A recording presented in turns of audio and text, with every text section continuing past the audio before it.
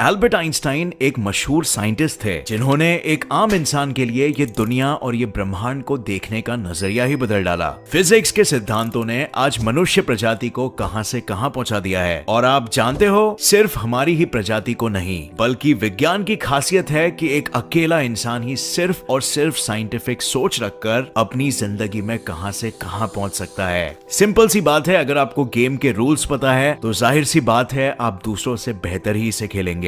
और let's be frank, हमें बस यही चीजों से तो मतलब है कि हम अपनी जिंदगी और हमारे आसपास के लोगों की जिंदगी को बेहतर कैसे बना सके। और इसीलिए इस ब्रह्मांड, इस दुनिया और इस जिंदगी को गहराई से समझने के लिए मैं आपके लिए लाया हूँ एक वीडियो सीरीज, जिसमें कुल मिला के 7 वीडियोस होंगे, जो अगर आप अंत तक देख लिए तो आपका वो लेवल का ज्ञान होगा जो एक फिजिक्स यूनिवर्सिटी के ग्रेजुएट का होता है। कम ऑन फ्रेंड्स, मैं भी जानता हूँ कि हमें थियरीज नहीं सुननी, हमें चीजें जाननी है, जिंदगी और वजूद को समझना है और इस ज्ञान से हमारी जिंदगी को बेहतर बनाना है, पर चेहरे पर एक लंबी मुस्कान के साथ। और बिल्कुल यही इस वीडियो सीरीज का मकसद है। आज के बाद फ्रेंड्स तैयार हो जाओ, क्योंकि आपको स्कूल या कॉलेज या मोहल्ले में आपके दोस्त आपको जीनियस बुलाने वाले हैं। तो चलिए शुरू करते हैं ब्रह्मांड के इस अद्भुत सीरीज के साथ। तो कहानी शुरू होती है सन 1831 में इंग्लैंड की रॉयल सोसाइटी में, जो कि एक ऐसी संस्था थी जो उस वक्त विज्ञान में सबसे आगे थी, और इसके मेंबर्स उस वक्त के सबसे मशहूर साइंटिस्ट जैसे माइकल फैराडे रह चुके थे।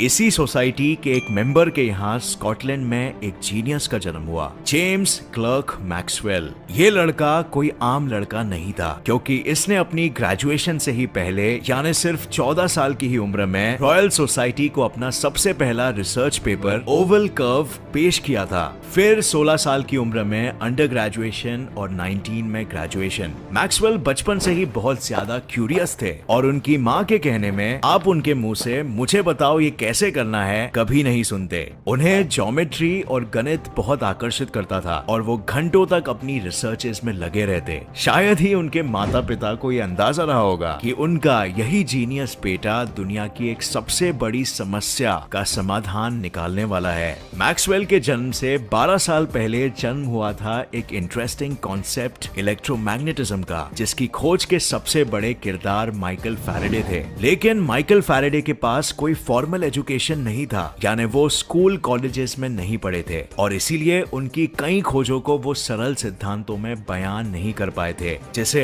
1855 में मैक्सवेल ने lines of force research paper में पेश किया, जो कि फैराडे के एक्सपेरिमेंट्स और एनालिसिस का मैथमेटिकल फॉर्म था। यानी मैक्सवेल ने फैराडे के आइडियाज को बयां करने के लिए एक नई भाषा का ही निर्माण कर दिया। ये भाषा गणित की ही भाषा थी, और इसका नाम रखा गया वेक्टर कैलकुलस। और इसके बाद ही मैक्सवेल के 4 मशहूर इक्वेशंस, जो इलेक्ट्रोमैग्नेटिज्म के हर एक पहलू का वर्णन करते हैं, का जन्म हुआ। लेकिन फ्रेंड्स, हमने फिजिक्स में तो बहुत सारे इक्वेशंस देखे हैं, आखिर मैक्सवेल के इक्वेशंस में इतना क्या खास था? क्या वजह है कि आज हम इनके बारे में इस सीरीज में बात भी कर रहे हैं? वेल फ्रेंड्स, वजह है, और आपको बहुत ही जल्द मालूम भी पड़ने वाला है। लेकिन इसे जानने से पहले हमें सबसे पहले इलेक्ट्रोमैग्नेटिज्म को ठीक से समझना होगा। इलेक्ट्रोमैग्नेटिज्म क्या है? आसान शब्दों में, इलेक्ट्रोमैग्नेटिज्म फिजिक्स का वो हिस्सा है जो इलेक्ट्रिक फील्ड और मैग्नेटिक फील्ड को स्टडी करता है, जिसे मैक्सवेल ने यूनिफाई यानी एक किया।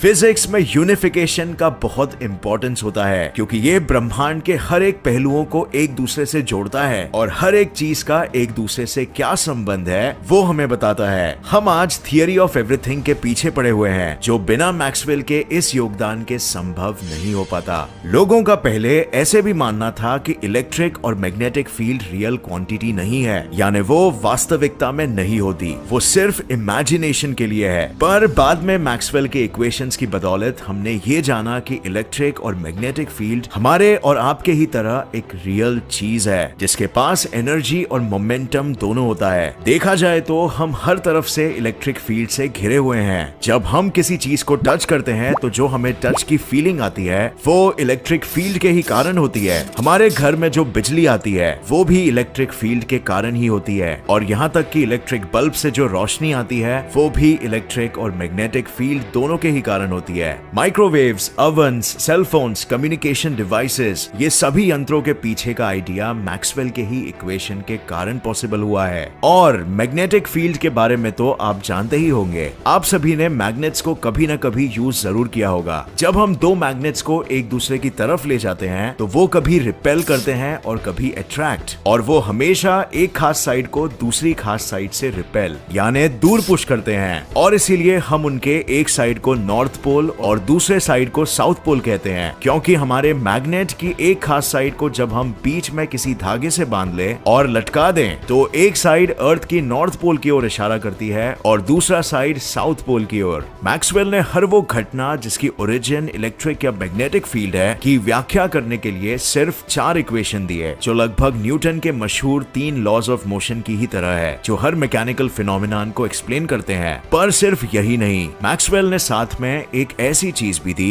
जिसने 20वीं सदी में पूरे फिजिक्स की रूख ही बदल के रख दी और हमारे दुनिया को देखने का नजरिया ही बदल डाला। उन्होंने एक ऐसी वेव के बारे में बताया जो रोशनी की गति से चलती है, लेकिन गति हमेशा रिलेटिव होती है, यानी दो ऑब्जेक्ट के स्पीड के बीच कंपैरिजन पे डिपेंड करती है। तो फिर किसके कंपैरिजन में ये वेव 300 मिलियन मीटर्स पर सेकंड की गति से चलती है? 16वीं सदी में जब फिजिक्स की शुरुआत हो रही थी तब गैलीलियो गैलीलाई ने सापेक्षता सिद्धांत यानी प्रिंसिपल ऑफ रिलेटिविटी का वर्णन किया था, जिसे हम गैलीलियन रिलेटिविटी कहते हैं। लेकिन उनके मुताबिक अगर आप किसी ट्रेन पर हो या हवाई जहाज में या फिर टाइटैनिक जैसे किसी विशाल शिप में, अगर मैं आपकी आंखों पर पट्टी बांध दूं या आपको किसी बंद कमरे में बंद कर दूं तो आप किसी भी तरह से ये नहीं बता सकते कि आप किस चीज पर खड़े हो या फिर इवन ट्रैवल कर रहे हो। दूसरे शब्दों में, आप किसी जेट में 250 मीटर प्रति सेकंड की स्पीड से स्पेस में ट्रैवल कर रहे हो या फिर पृथ्वी जैसे ही किसी प्लैनेट में हो, आपके लिए फिजिक्स के सिद्धांत नहीं बदलेंगे।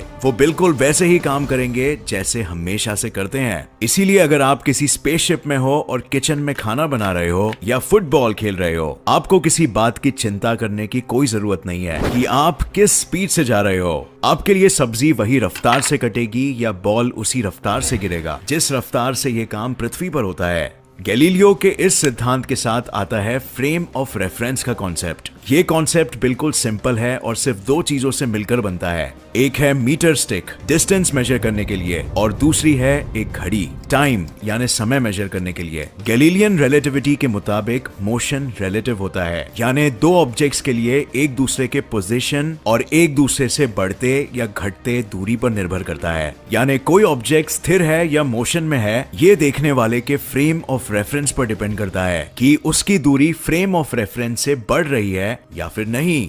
पर मैक्सवेल के 4 इक्वेशंस इस बात को मानने वाले नहीं थे। मैक्सवेल के इक्वेशंस के मुताबिक रोशनी की गति किसी भी हालत में कांस्टेंट होनी चाहिए, हर किसी ऑब्जर्वर यानी देखने वाले के लिए, जो कि गैलीलियो की रिलेटिविटी का उल्लंघन करती है, क्योंकि लाइट की गति को भी रिलेटिव होना चाहिए, राइट? अगर आप इस बात पर गौर से सोचेंगे तो ये साइंस के किसी नॉर्मल फैक्ट की तरह ही लगती है कि लाइट की स्पीड कांस्टेंट है, पर ये गैलीलियन रिलेटिविटी के एकदम खिलाफ जाती है। और यही मैक्सवेल के इक्वेशन की गैलीलियन रिलेटिविटी को नहीं मानना पूरे फिजिक्स में क्रांति लाने वाली थी। फ्रेंड्स, ये कितना वियर्ड है इसे समझने के लिए हम एक उदाहरण लेते हैं। मानिए एक एलियन चोरों का गैंग है जो बैंक लूट के अपनी कार की ओर बढ़ते हैं। एक ऐसी कार जो रोशनी के पार्टिकल्स फोटॉन्स की बनी हुई है। जैसे ही चोर बैंक लूट कर बाहर ही निकले, बाहर खड़ी पुलिस उनका पीछा करने में लग जाती है। पुलिस अपनी कार को जल्दी से स्टार्ट करती है और उन एलियन चोरों की लाइट से बनी कार का पीछा करने निकल पड़ती है। अब पुलिस कितना भी तेज अपनी कार क्यों न चला ले, वो कभी भी इस ब्रह्मांड के अंदर उन चोरों को नहीं पकड़ सकती,